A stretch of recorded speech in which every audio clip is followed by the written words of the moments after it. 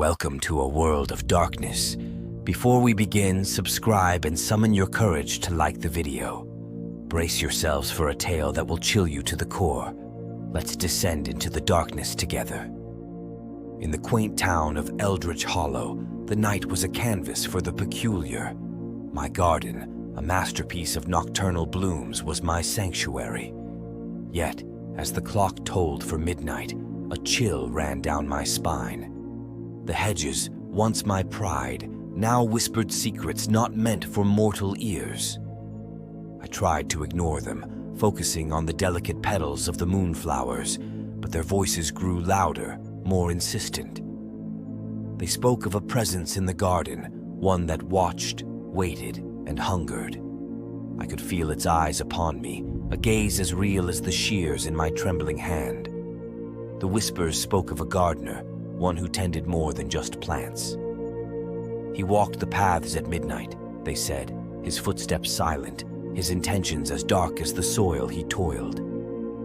The next night, I found it, a flower unlike any other, nestled between the shadows. Its petals were the color of a deep wound, and it seemed to pulse with a life of its own. I reached out, drawn by a mix of fear and fascination, but as my fingers brushed the bloom, the garden around me shifted. The air grew thick, heavy with the scent of decay. The plants around me twisted into grotesque shapes, and the ground beneath my feet felt alive, writhing with unseen worms. I stumbled back, my heart racing, as the flower seemed to laugh, a sound like the rustling of dead leaves. It was then that I saw him, the midnight gardener. His eyes were hollow pits, his hands caked with the dirt of graves. He beckoned to me, and I knew that this garden was his domain, a place where life and death danced in the moonlight. I should have left, but curiosity rooted me to the spot. The midnight gardener spoke, his voice a whisper that echoed the hedges. He talked of a harvest, not of plants but of souls. My garden, he claimed, was a gateway, a place where the veil between worlds was thin. He offered me a choice: join him in his eternal task or become part of the garden myself. The flowers around me swayed as if in agreement, their blooms turning to face me, their petals opening like jaws. I ran, the laughter of the midnight gardener following me. I awoke in my bed, the morning sun streaming through the window. It had to be a dream, a nightmare, but the scent of that strange flower lingered, and I knew that the garden had changed, and with it, so had I. The day passed in a haze, the sunlight doing little to warm the chill that had settled in my bones. I avoided the garden, but its presence was always there, at the edge of my vision, a constant reminder of the night's terror. As dusk approached, I felt the pull, an invisible thread tugging me towards the garden. I resisted with all my might, but as the first stroke of midnight rang out, my resolve crumbled. I found myself standing once again among the whispering hedges, the moon casting long shadows on the ground. The midnight gardener was waiting. "Why do you resist?" he asked, his voice a mix of amusement and scorn. "The garden needs you. It is a part of you now." I wanted to scream, to run, but the plants around me moved of their own accord, vines curling around my legs, holding me in place. The garden was alive, and I was its prisoner. The midnight gardener showed me the secrets of the garden, the plants that thrived on darkness and the flowers that bloomed with the souls of the lost. He taught me how to tend to them, how to feed them with the essence of life itself.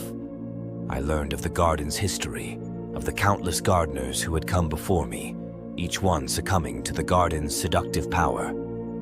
I was just the latest in a long line, and in time, I too would become nothing more than a whisper in the hedges. But there was a part of me that rebelled, a spark of hope that refused to be extinguished. I clung to it, even as the midnight gardener's lessons continued, even as the garden grew more grotesque and beautiful by the night. It was on the seventh night that I discovered the truth. The midnight gardener was not a keeper of the garden. He was its slave, bound to its will just as I was. The real power lay in the heart of the garden, in the ancient tree that stood at its center. The tree was the source of the whispers, the Keeper of Souls. It was old, older than the town itself, and its roots ran deep, entwined with the very fabric of the world. I knew then what I had to do. I had to destroy the tree, to free myself and the souls trapped within the garden. It was a daunting task, but the spark of hope within me flared into a flame. The night was silent as I approached the ancient tree, its bark gnarled like the furrowed brows of lost souls. The whispers grew louder, a cacophony of voices begging for release. I could feel the weight of their despair, and it fueled my determination. Armed with nothing but my shears and the burning need for freedom, I faced the heart of the garden. The tree seemed to sense my intent, its branches swaying menacingly.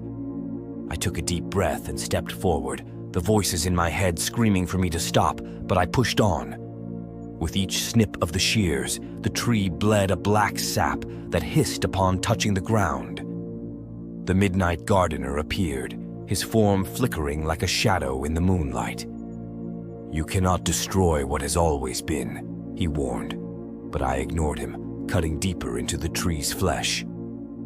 As the final cut was made, a blinding light erupted from the tree, enveloping the garden in its radiance. The voices in the whispers turned to sighs of relief, and one by one they fell silent.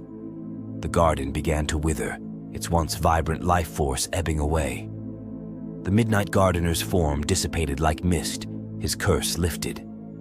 I watched as the garden returned to its natural state, the monstrous plants receding into the earth, leaving behind the simple beauty of a garden at rest.